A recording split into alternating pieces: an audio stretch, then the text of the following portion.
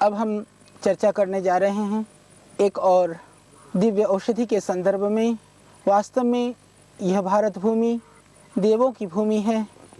इस देवभूमि में वो दिव्य जड़ी बूटियाँ हैं जो संसार के अन्यत्र अति दुर्लभ हैं। तो आज जिस पौधे के विषय में हम आपसे चर्चा करने जा रहे हैं, यह आयुर्वेद का अत्यंत दुर्लभ और हमारे ऋषियों के द्वारा जिसका बहुत अधिक प्रयोग किया जाता है, उस तरह का यह पौधा है जो मेरे हाथ में है। आप देख रहे हैं, क्योंकि यह थोड़ी शुष्क भूमि है, इसकी वजह से इसके जो साइज़ हैं कुछ थोड़े छोटे हैं। लगभग 1-1.5 फीट तक ऊंचे होते हैं ये पौधे। तो इसमें लगभग आप देख पा रहे हैं लगभग 6 इंच और 8 इंच के लगभग है। इनको हम आयुर्वेद में द्रोणपुष्पी के नाम से इसको हम जानते हैं। द्रोण कहते हैं, दोने को आप देख रहे हैं, इसके अंदर ये छोटे छोटे घर से बने हुए हैं। तो इस तरह से इसके बीच में से फिर ये निकलता है इस तरह का सफ़ेद पुष्प। इसको गुम्मा भी कहा जाता है।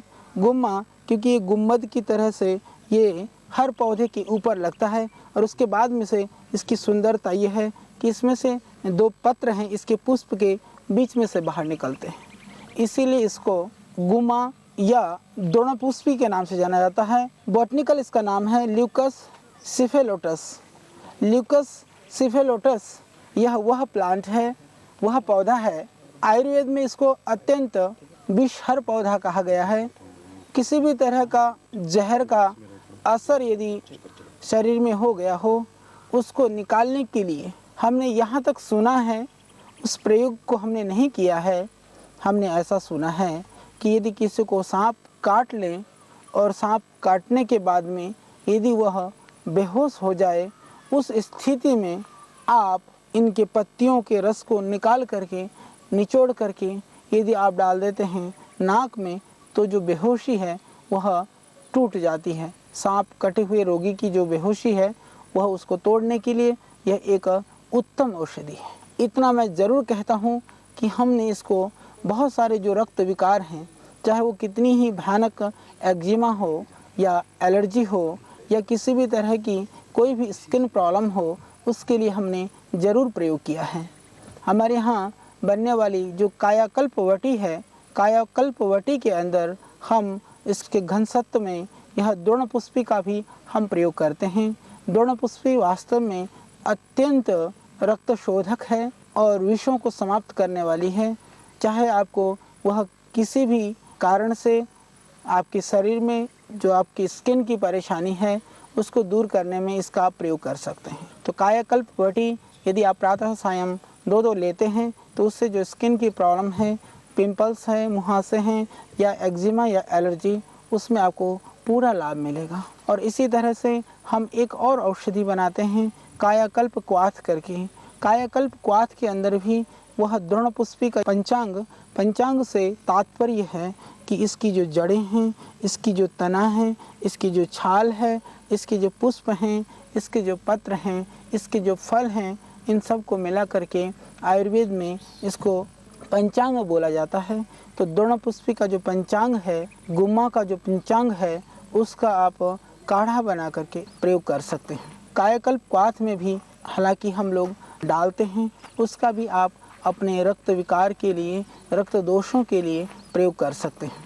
यदि वह उपलब्ध नहीं है या यदि आपको कहीं पर द्रोणपुष्पी उपलब्ध है, तो वो सारे गुण आप इस अकेली द्रोणपुष्पी के द्वारा प्राप्त कर सकते हैं। यदि आपको किसी भी तरह की स्किन की प्रॉब्लम है तो द्रोणपुष्पी इसको आप सूखा करके, ज़्यादा सूखा करके टुकड़े करके रखें और उसमें लगभग 5 ग्राम एक समय के लिए आप ले लें। 5 ग्राम द्रोणपुष्पी का पंचांग और उसमें लगभग 3 ग्राम नीम के पत्ते, दोनों को डाल करके प्रातः और सायं लगभग एक समय की मात्रा के लिए आप 2 गिलास पानी में उसको उबालें और आधा गिलास बचे उबल करके फिर छान करके पिएं। इससे देखेंगे किसी भी तरह की जो आपकी स्किन की प्रॉब्लम है, त्वचा विकृति है या किसी भी तरह का कोई जहरीली, कोई सांप आदि का कोई विष का दोष है या कोई कीड़ा लड़ जाता है, तो उस तरह का जहर का अंश यदि शरीर में बच गया है तो उसके लिए भी यह बहुत ही कारगर है। इसके अतिरिक्त एक और रोग में हमने इसका प्रयोग किया है, वह अपने आप में बहुत ही महत्वपूर्ण है। मैं समझता हूँ कि आज हम लोग इस तरह के सद्य चिकित्सा के लाभ के लालच में विविध तरह के केमिकल्स और भयानक जो रिएक्शन और साइड इफ़ेक्ट वाली औषधियों का प्रयोग करते हैं। कभी कभी उनका इतना भयानक साइड इफ़ेक्ट होता है, रिएक्शन होता है कि स्किन एलर्जी से लेकर के दूसरे हमारे हार्मोन्स वगैरह डिस्टर्ब हो जाते हैं। उस स्थिति में भी यदि आपकी स्किन के ऊपर कोई विकृति आ गई हो तो उस विकृति को भी यह गुम्मा निश्चित रूप से दूर करता है। यह हमने एक बार नहीं अनेकों बार इसका प्रयोग करके हमने ऐसा लाभ पाया है। और यह उन सब लोगों के लिए जो इस तरह की औषधियों के कुप्रभाव की वजह से, हालांकि आज एक पूर्वाग्रह है आयुर्वेद को लेकर के, कहीं कहीं हम ऐसा भी मानने लग जाते हैं कि आयुर्वेद निरापद नहीं है। वास्तव में आयुर्वेद ही नहीं, यूँ तो भोजन भी निरापद नहीं होता है यदि उचित समय और उचित मात्रा में न लिया जाए। इसके अतिरिक्त आयुर्वेद के अंदर ऐसा कोई दोष नहीं है जो हमारे लिए वह हानिकारक हो, परंतु जहाँ तक बात है जो केमिकल्स से बनी हुई या जो बहुत ज़्यादा तीक्ष्ण औषधियाँ हैं, उनके दुष्प्रभाव को हम कभी भी नकार नहीं सकते हैं। तो उस दुष्प्रभावों से आपका शरीर कहीं विकृत हो गया है, किसी तरह से किसी भी बीमारी से आप ग्रसित हो गए हैं मेडिसिन के साइड इफ़ेक्ट की वजह से, तो आपके लिए यह गुम्मा, यह द्रोणपुष्पी अमृत का काम कर सकता है। यह आराम से पंसारी के यहाँ भी मिल जाता है। समस्या इतनी ही है कि आज जो काष्ठ औषधियाँ हैं, जड़ी बूटियाँ हैं, आज हम उन औषधियों को पैदा नहीं करते हैं। जंगल से जो संग्रहण की जो विधा है वो बहुत अच्छी नहीं है। समय पर आप संग्रहित नहीं करते हैं तो कभी कभी इसकी जो गुणवत्ता है वो कम हो जाती है। पास में यह सब जगह पूरे भारतवर्ष में पैदा होती है और कहीं कहीं तो ये 12 महीना दिखाई देती हैं। पानी के थोड़ा नज़दीक वाले क्षेत्र में काफ़ी शाखाओं के साथ अच्छा सा क्षुप भी मिल जाता है। तो इसको आप टुकड़े करके क्वाथ बना करके रखिए और इस तरह के जितने भी रोगी आपके घर या आपके आसपास में हों तो उनको आप इसका प्रयोग बता सकते हैं।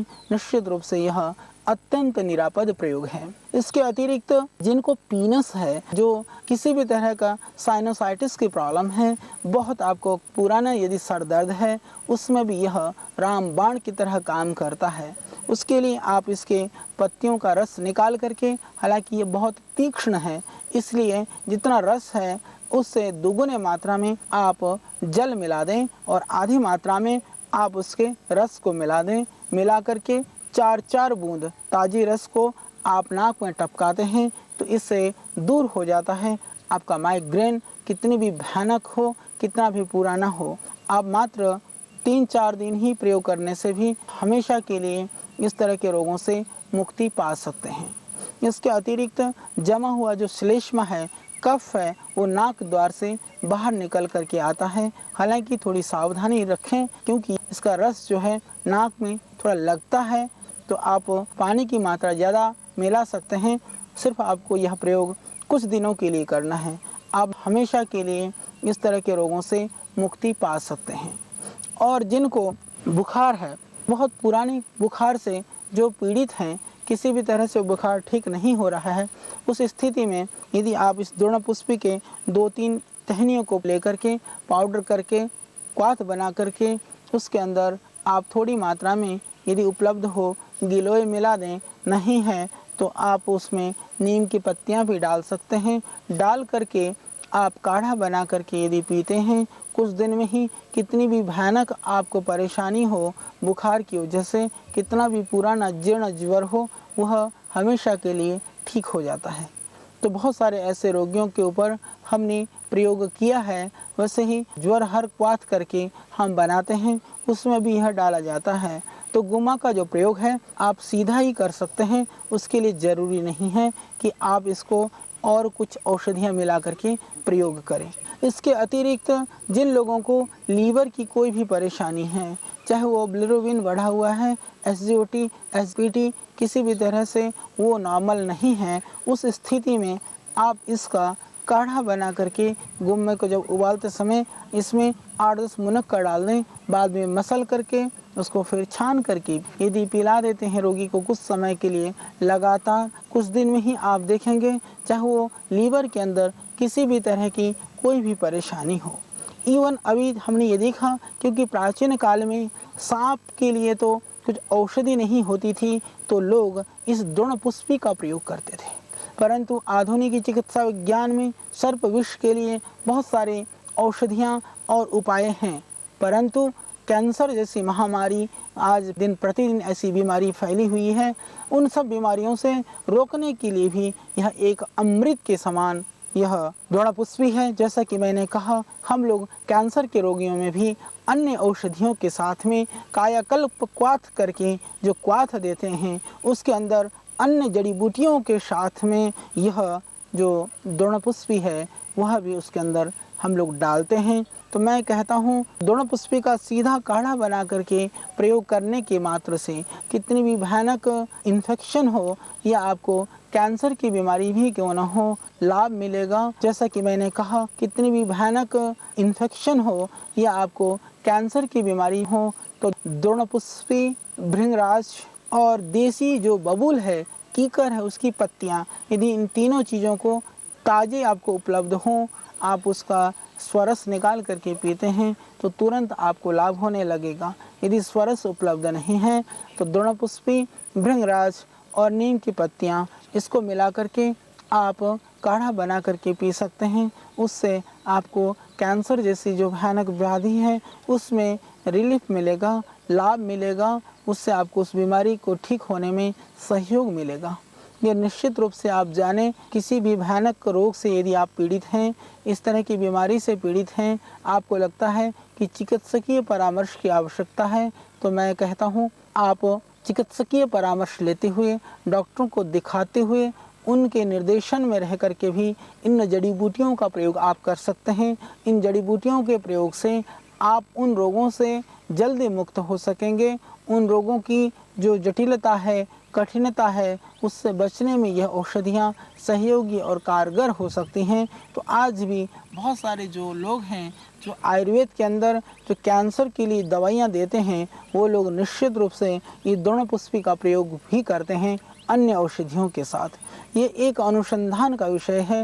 निश्चित रूप से जो द्रोणपुष्पी आपके सर्प विष जैसे जो विष को ख़त्म कर सकती हों, वो औषधियाँ कैंसर जैसे रोगों को समाप्त कर सकती हों, वास्तव में इसको लेकर के अनुसंधान की भी आवश्यकता है। और इसके गुमा का जो एक हम सत्व भी बनाते हैं, हालांकि द्रोणपुष्पी का जो सत्व है वह काफ़ी जटिलता से बनता है, कम मात्रा में बनता है, फिर भी उस सत्व को यदि आप प्रतिदिन सेवन करते हैं तो बहुत तरह के जो विषैले औषधियों का प्रभाव है, या मैं यूँ कहूँ कि आज जो वातावरण प्रदूषित है, प्रदूषित वातावरण, जो आदमी चलते फिरते भी बहुत तरह के अशुद्ध वायु का ग्रहण कर लेता है।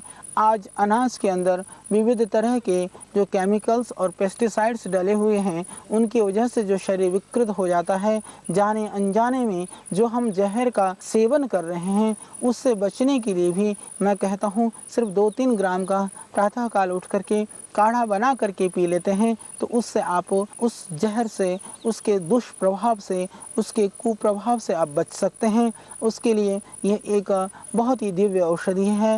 ये सर्वत्र उपलब्ध होती है।